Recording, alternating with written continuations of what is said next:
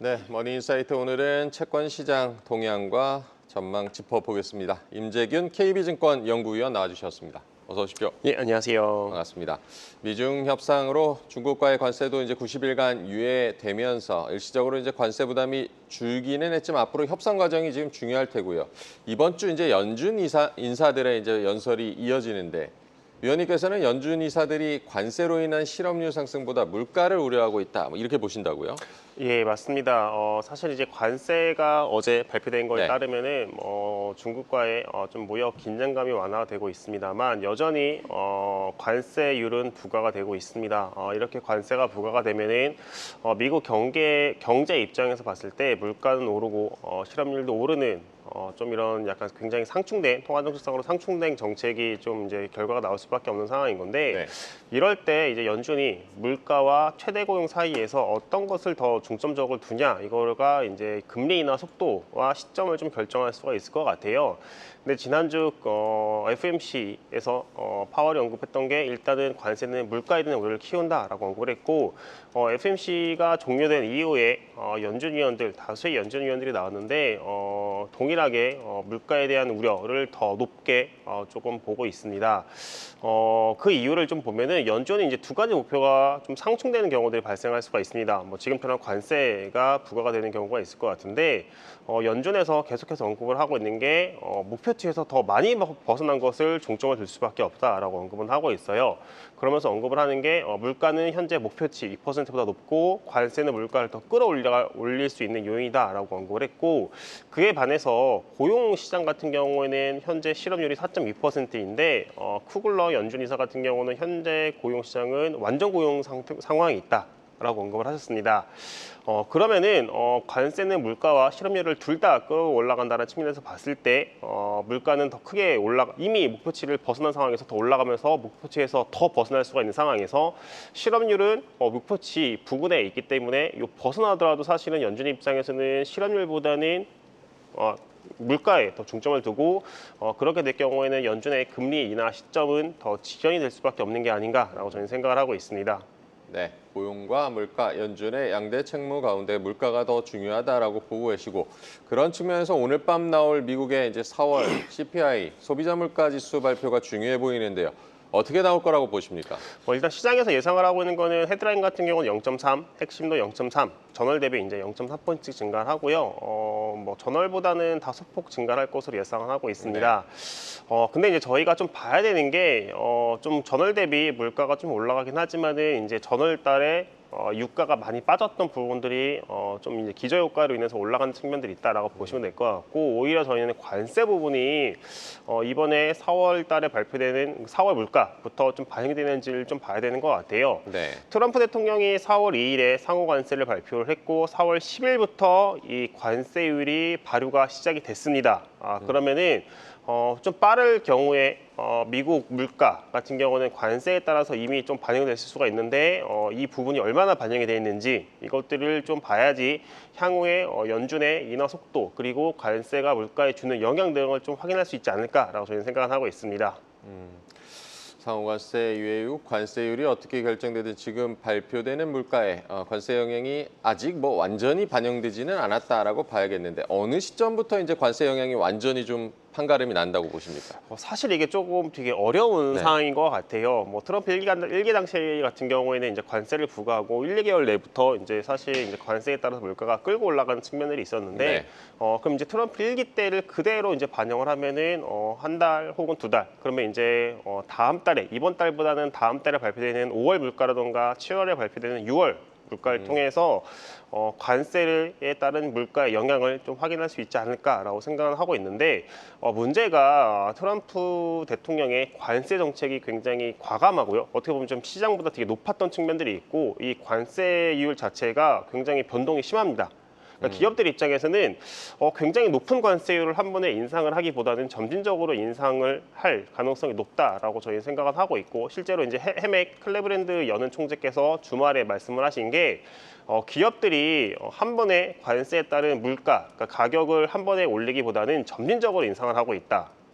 라고 언급을 하셨고요. 네. 동시에 관세 영향을 받는 업종도 있고 뭐 안 받는 업종도 있고 같은 업종에서 보더라도 어느 회사는 뭐 수입을 해오다 보니까는 관세 영향을 받고 어느 회사는 이제 수입품이 없다 보니까는 관세 영향이 없을 수 있는데 그럼 저희가 생각했을 때 관세에 따라서 물가가 오르는 거는 수입하는 기업들만 올리지 않을까라고 생각을 했는데 헤메 클리브랜드 연총장가 말씀하신 게 수입을 하지 않는 그러니까는 관세 영향이 없는 기업들도 경쟁 업체가 가격을 인상하니까는 같이 따라서 올리고 있다라고 말씀을 하셨습니다. 네. 그럼 생각보다 본격적으로 6월, 7월부터 좀 확인이 가능하겠지만은 이 관세 정책이 단기간에 좀 완화가 되지 않고 지속해서 영향을 미친다라고 하면은 실질적으로 올해 하반기 내내 좀 영향을 미칠 수 있는 부분이 있지 않을까라고 저는 생각을 하고 있습니다.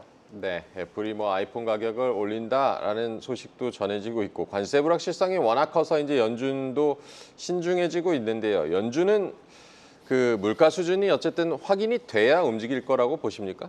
네, 연준 입장에서는 지금 이제 5월 FMC에서 계속해서 말을 한 게 네. 현재 관세 정책에 따라서 정확한 예측이 불가능하다.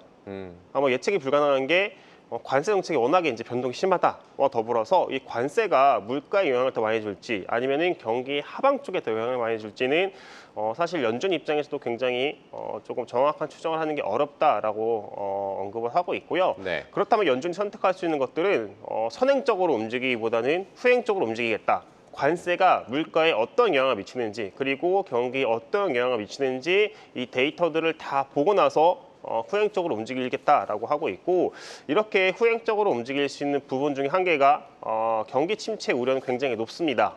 연준도 동시에 이거에 대해서 말을 했는데 문제가 경기 침체 우려가 높은 것들이 다 심리 지표예요. 그러니까는 사람들로 하여금 경기 어떨 것 같아, 향후에 어떨 것 같아 라고 물었을 때 향후 안 좋아질 것 같아 이런 것들은 굉장히 경기 침체를 가리키고 있는데 실제로 경제 활동을 하는 뭐 예를 들면 카드 소비라던가 실제로 사람들이 소비 활동을 하는 것들을 보면은 여전히 굉장히 견고한 경제 지표를 확인을 하다 보니까는 연준 입장에서는 현재 견고한 경제 지표를 갖고 그리고 관세에 따라서 이게 물가에 영향을 더 많이 줄지 아니면은 경기 하방 압력을 더 높일지 좀 지켜보고 나서 후행적으로 대응하겠다라는 게 현재 연준의 스탠스라고 보시면 될 것 같습니다. 네, 물가 우려, 경기 침체 우려 두 가지 우려에서 연준도 고민이 지금 커진 상황이고요. 고용 지표 같은 경우는 그래도 최근에 좀 양호하게 나오는 것 같은데 위원님께서는 미국 고용 시장 어떻게 보고 계십니까? 생각보다 좀 관세 정책에도 불구하고 네. 고용 시장이 되게 강하게 나오는 것 같아요. 사실 이제 이번 달 초에 발표가 되는 고용 지표에서 관세 정책에 따라서 기업들이 조금 고용을 줄이지 않을까라고 생각을 했었는데 네. 예상보다 좀 높게 17.7만 명이 증가를 했습니다. 그러니까 시장에서 예상을 했던 게 14만 명보다 조금 덜 증가할 거라고 봤는데 이거보다 더 많이 증가한 상황이다라고 보시면 될 것 같고 그 이유를 좀 보면은 이제 팬데믹 이후에 미국 경기가 굉장히 리세션이 폭이 컸지만은 또 이게 굉장히 짧은 리세션을 마치고 지나갔습니다. 그러면서 기업들이 굉장히 사람을 찾는데 조금 구인을 하는데 어려움을 겪었고 그 경험 때문에 지금 근로자들을 해고하기보다는 네. 일단 홀드하고 있는 상황이지 않을까라고 보고 있고 그러다 보니까는 관세 정책에 따라서 관세 정책에도 불구하고 고용 시장이 현재까지는 굉장히 강한 모습들이 나오고 있는 상황이다라고 저희는 보고 있어요. 결국에는 이제 연준이 이렇게 조금 빠르게 금리 인하를 하기 위해서는 뭐 물가 같은 경우 분명히 올라가는 측면들이 있다 보니까는 결국에는 연준이 빠르게 인하를 하기 위해서는 고용 시장이 망가지는 모습들이 확인돼야 되는데 생각보다 미국 기업들이 해고에 대해서, 그러니까 근로자 감축에 대해서 조금 조심스러워하는 부분들은 관세에도 불구하고 저희가 실제로 고용 시장이 꺾이는 모습들을 확인할 때까지는 조금 기다릴 수밖에 없는 게 아닌가라고 저희 생각을 하고 있고 이런 것들이 좀 빨라야지 하반기 중에나 확인될 수 있지 않을까라고 저희는 생각을 하고 있습니다. 네, 패드워치의 전망을 보면은 간밤에도 또 금리 인하 시점이 후퇴하기는 했었는데 지금 상황들로 보자면 연준의 금리 인하 언제 시작될 거라고 보십니까? 뭐 일단은 저희는 7월에 인하를 시작할 것으로 보고 있습니다. 네. 근데 저희가 이제 빨라야지 좀 7월, 뭐 7월보다 이제 앞당겨질 리스크와 좀 늦춰질 리스크를 봤을 때는 네. 늦춰질 리스크가 더 크지 않나라고 보고 있어요. 일단 저희가 기본적으로 7월 베이스를 좀 생각을 하고 있는 것들은 자, 작년에 연준이 인하할 때 보면은 데이터 한 번의 데이터보다는 3개월치의 데이터를 굉장히 중요하게 바라보고 있습니다. 네. 그러면은 지금 관세에 따라서 물가가 어떤 영향을 미치는지 3개월 정도의 데이터를 봐야 되는데 이게 오늘 밤에 발표되는 4월 물가부터 좀 빨라야지 확인이 가능해요.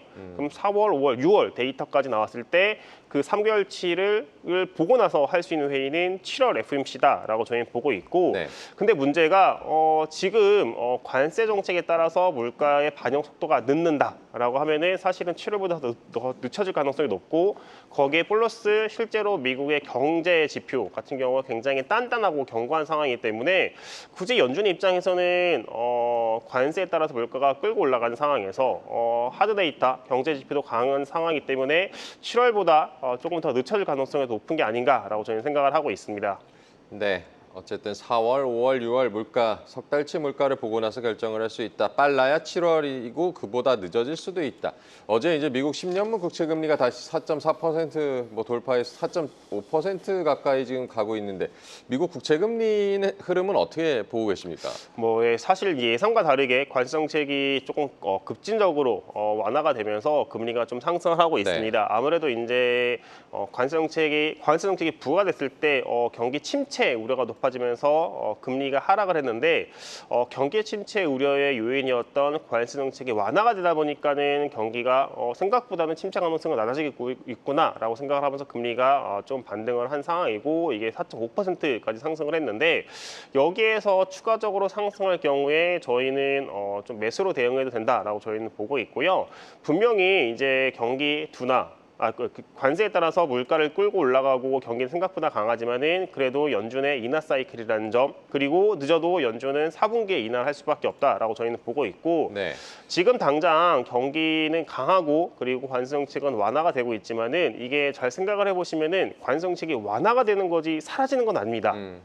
그렇다면은 미국 경기는 완만하게 둔화가 될 수밖에 없는 상황이다라고 보고 있고요. 저희는 이제 하반기에 앞서서 말씀드린 것처럼 실업, 그러니까 고용 지표가 좀 둔화가 되는 모습들을 확인할 수 있을 것이다라고 말씀을 드렸는데 이것들이 이제 확인이 되기 시작하면 연준도 인하에 나설 수 있다라고 저희는 보고 있고, 올해 하반기에는 적어도 2번 이상의 인하가 달릴 것으로 예상을 하고 있어서 현재 금리라고 생각을 하면은 충분히 이제 좀 길게 놓고 봤을 때 올해 연말 혹은 내년 상반기까지 투자 시기를 놓고 봤을 때 좀 매수로 접근해도 되는 레벨이라고 생각을 하고 있습니다. 네, 미국 국채 지금 매수가 매력적인 구간이라고도 봐야겠습니다. 지금 우리나라 환율, 원달러 환율 변동폭도 상당한데요. 환율 내려가면서 5월 금통이 뭐 금리 인하 기대감도 지금 나오고 있고, 한국은행은 앞으로 어떤 결정을 할 거라고 보십니까? 네, 5월 같은 경우에는 이제 최근에 기대감이 나오고 있다라고 말씀을 하셨는데, 사실 5월은 좀 거의 기정사실처럼 받아들이고 있는 것 같아요. 5월은 이제 거의 100% 가깝게 인하를 하지 않을까. 오히려 이제 동결을 하는 게 시장에 굉장히 조금 충격이 있지 않을까라고 생각을 하고 있고, 그렇다면 이제 시장의 관심은 과연 5월 인하를 하고 하반기, 그러니까 7월, 8월, 10월, 11월 어느 속도로 언제 어느 폭으로 이제 인하를 할지가 좀 봐야 되는 것 같은데, 저희는 이제 하반기에 인하 속도는 좀 확실히 더뎌지지 않을까라고 생각을 하고 있습니다. 그 이유가 경기는 분명히 안 좋습니다. 그런데 저희가 경기가 안 좋은 이유 중에 한 개가 정부가 생각보다는 지출을 좀 안 하는 측면도 있었고, 근데 지금 정부가 추경안을 지금 편성을 해서 집행을 하고 있고요. 그리고 새로운 정부가 6월 3일에 대선 이후에 취임을 하기 시작을 하면은 경기에 방점을 두고 재정 정책을 운영할 수가 있는데, 이럴 경우에 경기 하방은 좀 확실히 완화가 되지 않을까. 그렇다면은 한국은행의 경기를 바라보면서 경기에 대응한 인하 기대감은 조금 필요성이 많이 낮아지지 않을까라고 저희는 생각을 하고 있습니다. 네, 한국은행의 5월 금리 인하는 거의 확실하다는 점까지 들어봤습니다. 오늘 임재균 KB증권 연구위원과 함께했습니다. 고맙습니다. 네, 감사합니다. 계속해서 다양한 경제 이슈를 알고 싶다면 구독과 좋아요, 알림 설정 부탁드립니다. AI 캐스터 권미정이었습니다.